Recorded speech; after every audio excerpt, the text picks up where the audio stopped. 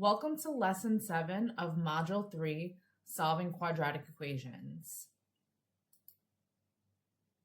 What is a quadratic equation? So, first of all, quadratics has to be probably one of my favorite topics in algebra. So I am really excited for this lesson. I will be showing you something with the graphing calculator with the TI. So if you have a TI-84, a TI-84 color, please have that with you for this lesson. If you don't have one, there are two apps that you can download depending on what phone you have. If you have an iPhone, it's called Calculate 84. And if you have an Android, I forget the exact name for it, but both of those apps are in the course materials section of the workbook. So if you don't have an actual graphing calculator, take a look at the course materials, the course resources in the workbook and download the app appropriate for your phone. So what is a quadratic equation? A quadratic equation is an equation that's in the form of ax squared plus bx plus c equals 0, where a, b, and c are all constants and a is not equal to 0, right? Because we need to have that leading term be an x squared term, right? The degree of a quadratic equation is 2. So quadratic equations could have 1, 2, or no real solutions. So if you look at the 3 graphs I've provided here, the first graph has 2 solutions, the second graph has 1 solution, and the third graph has no solutions. So based on the 3 graphs, what can you conclude about where the solutions to a quadratic equation lies on the graph? Well, the solutions to a quadratic equation are the x-intercepts. Notice how in the first graph, the graph crosses the x-axis 2 times. So it has 2 solutions. In the second graph, the graph touches the x-axis only once at its vertex. So it has 1 solution. And the third graph never crosses the x-axis. So it has no real solutions, right? And we say real solutions because if you remember from Algebra 2, you learn about complex numbers, imaginary numbers, right? Those would be non-real solutions, but we're talking about real solutions here. Other words that you might hear instead of solutions, right? You might hear roots, you might hear zeros, you might hear x-intercepts, right? All of those words mean the solutions to a quadratic equation or to a polynomial, right? So zeros, roots, x-intercepts, solutions, they all mean the same thing. Some questions will use different vocabulary words in order to just say, solve this quadratic equation, right? So if you see zeros, roots, solutions, or x-intercepts, that means you need to find the solutions. So there are many ways to solve quadratic equations. One of them is by graphing, right? We just looked at 3 graphs. If you graph the quadratic equation, you'll just look for the x-intercepts and you could find either how many solutions the quadratic has or what the solutions actually are. It would be where the graph crosses the x-axis. But what if you wanted to solve algebraically? There are a few ways. And first, we're going to look at solving by factoring. A few lessons ago, we learned how to factor simple trinomials. So we're going to use that skill now to solve. So what we're going to do is we're going to take this quadratic here, x squared plus 5x plus 6 equals 0. And we're going to factor the trinomial, right? So if you recall from the lesson on factoring, we need to find 2 numbers that have a product of positive 6 and a sum of positive 5.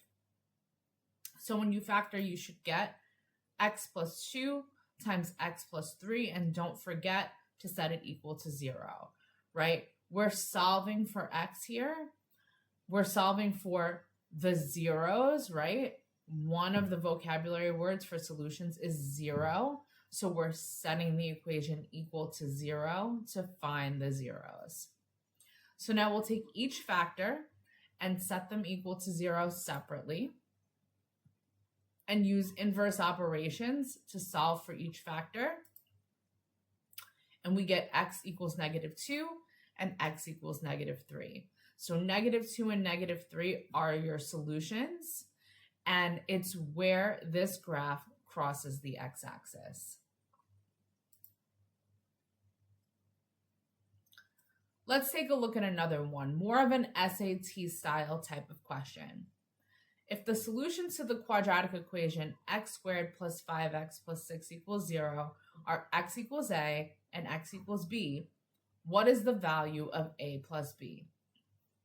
So in a question like this, you'll need to find the solutions to the quadratic equation first by any method that you choose. And then all you're doing is adding the two solutions together.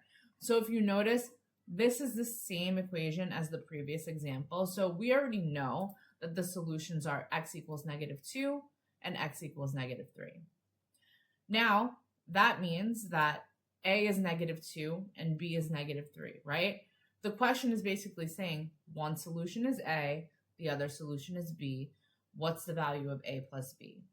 So now we're going to take -2 and 3 and just find the sum, right? A plus b will just be the sum of -2 and -3, which is -5. So that's more of an SAT style question, solving it and then kicking it up a notch. Please pause this video and work on the Lesson 7, Level 1 problems in the workbook.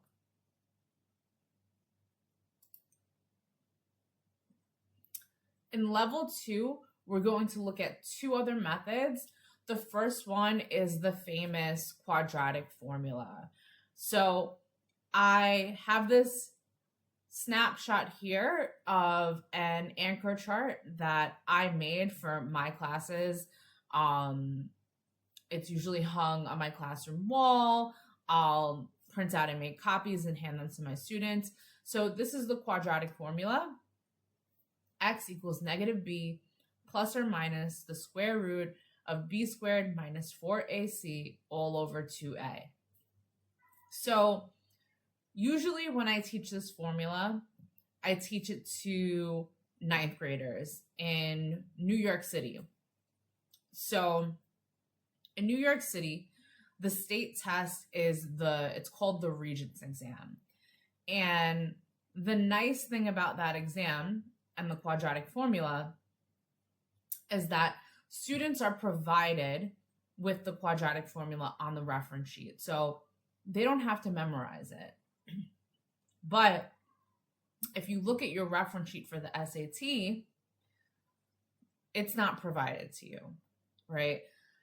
So you do have to memorize the quadratic formula, and I highly, highly suggest that you do, because even though it's a lengthy, tedious formula, it is a formula that is guaranteed to solve any quadratic equation for you. It works on any quadratic equation. So for example, if you wanted to graph and you're using the calculator and the x-intercepts are some non-terminating decimal, right?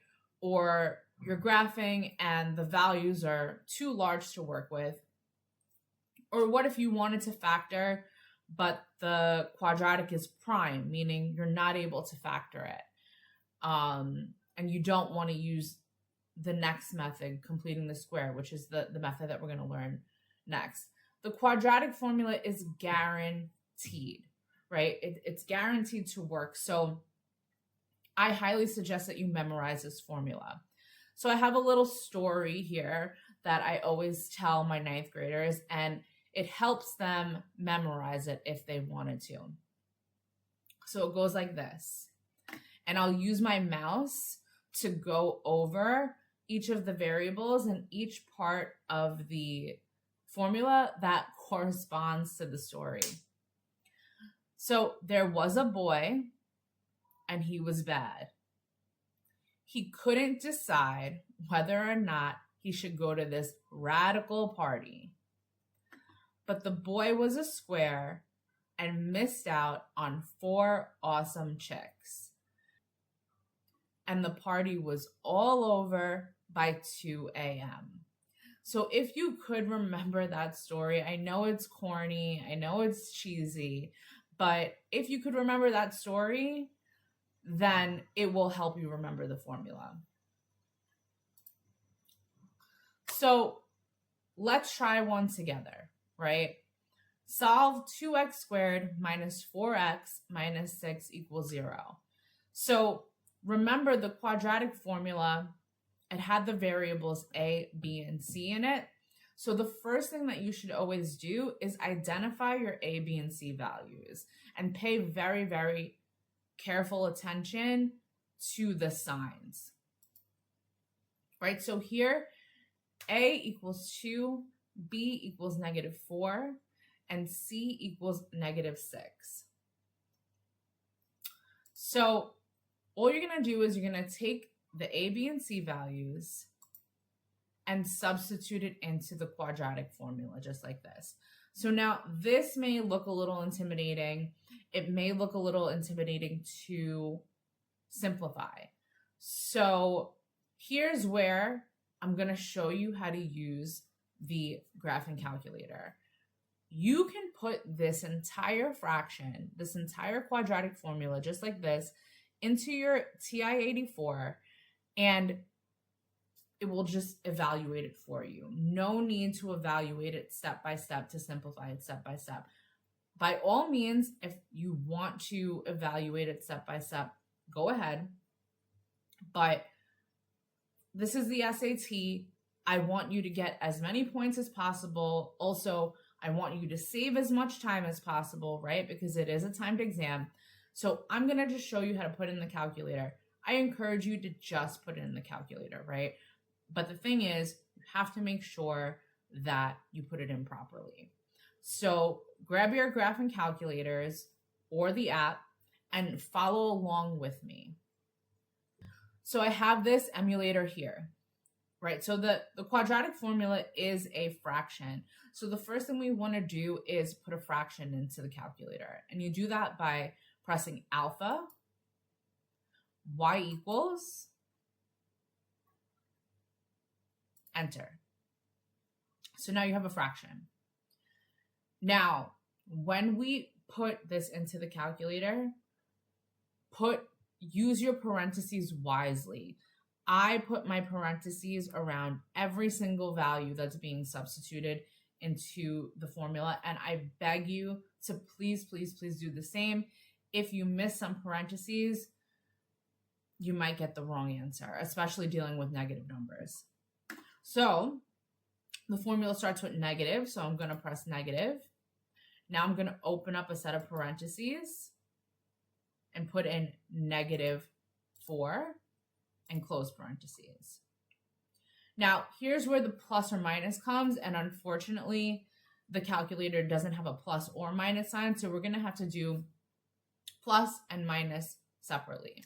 So we're going to start with plus, the square root, so that is second x squared, parentheses, -4, parentheses, squared, minus 4, parentheses, 2, parentheses, parentheses, -6, parentheses. Now we have to scroll down to get to the denominator, 2, parentheses, 2. Right, so here is your quadratic formula for the problem that we're currently solving. Then you're going to press enter. And there you go. There's one solution, right? So we know x equals 3 is one solution. Now, what's nice is that we actually don't have to type this all in all over again. With this calculator, we can basically copy and paste what we just did by scrolling up and highlighting the quadratic formula right here and pressing enter. And now we'll just scroll back and change that plus sign to a minus sign. So I'm just going to hover over the plus sign and press minus, and it's just going to replace the plus sign with a minus sign. Press enter, and we get -1. So our solutions are +3 and -1.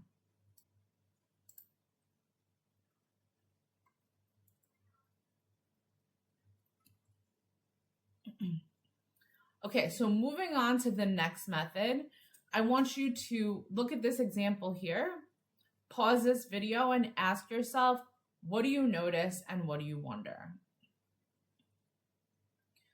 Well, you should notice that we're starting off with a quadratic equation in standard form, set equal to 0, right? And then in the next step, the constant -12 is moved to the other side of the equal sign. So we added 12 to both sides. So this might seem peculiar to you because normally we're setting the equation equal to 0 to solve. In this method, you want to move the constant to the other side. You want to move c to the other side. Then you might notice in the third step, we have this box here, right, on both sides of the equal sign. So I rewrote the equation as x squared minus 6x plus box equals 12 plus box. So you might be wondering what goes in the box. So the method that we're learning is called completing the square, right? And just from my experience, it seems to be the most complicated method for students, but it really is a beautiful method.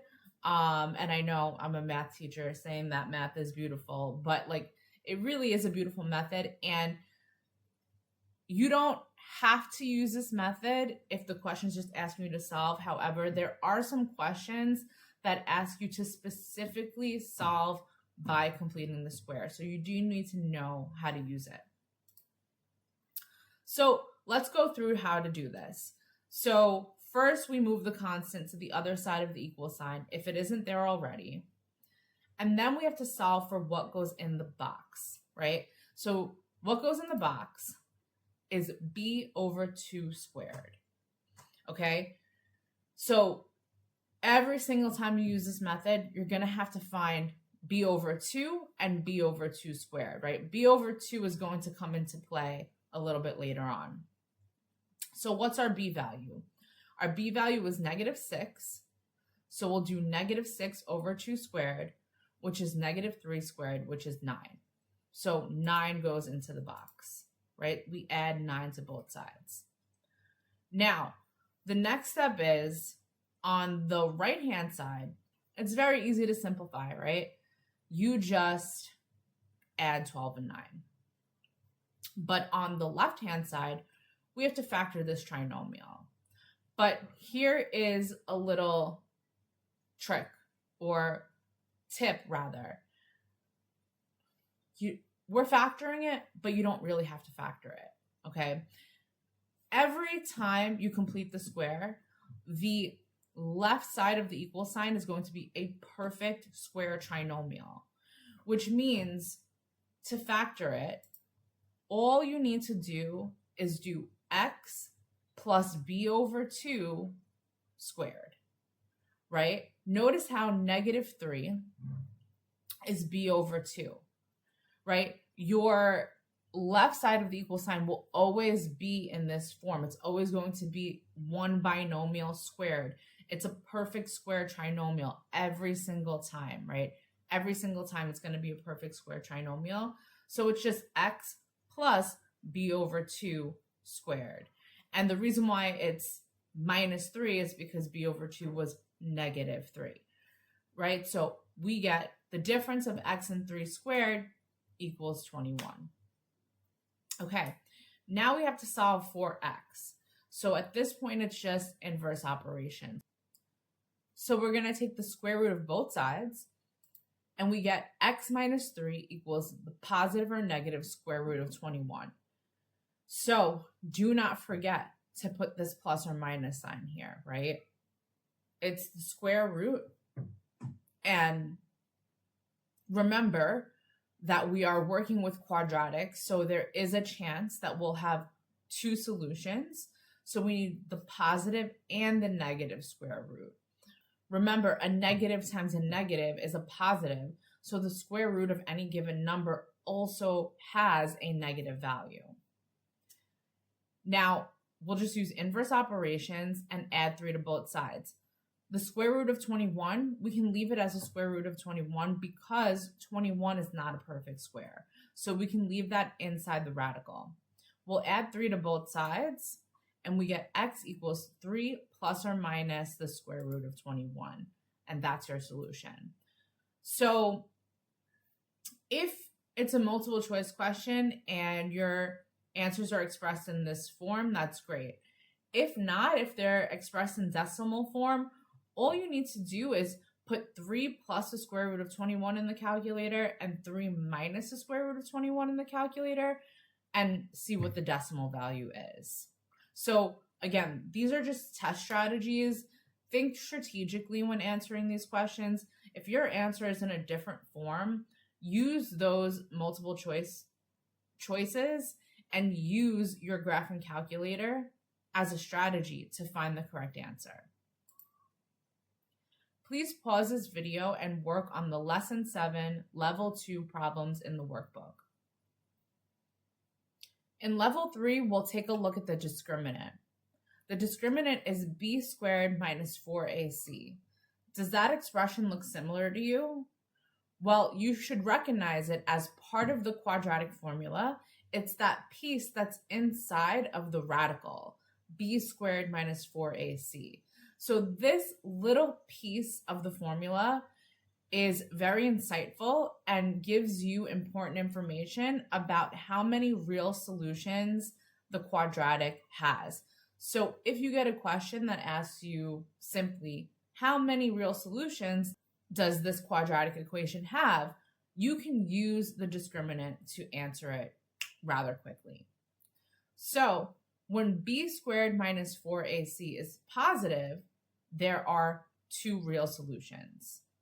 When b squared minus 4ac is 0, there's 1 real solution. And when b squared minus 4ac is negative, there are no real solutions. So let's take a look at this example. How many real solutions does the equation 10x squared plus 6x plus 1 equals 0 have? And we're going to use the discriminant to answer this question. And I have the discriminant right here for your reference.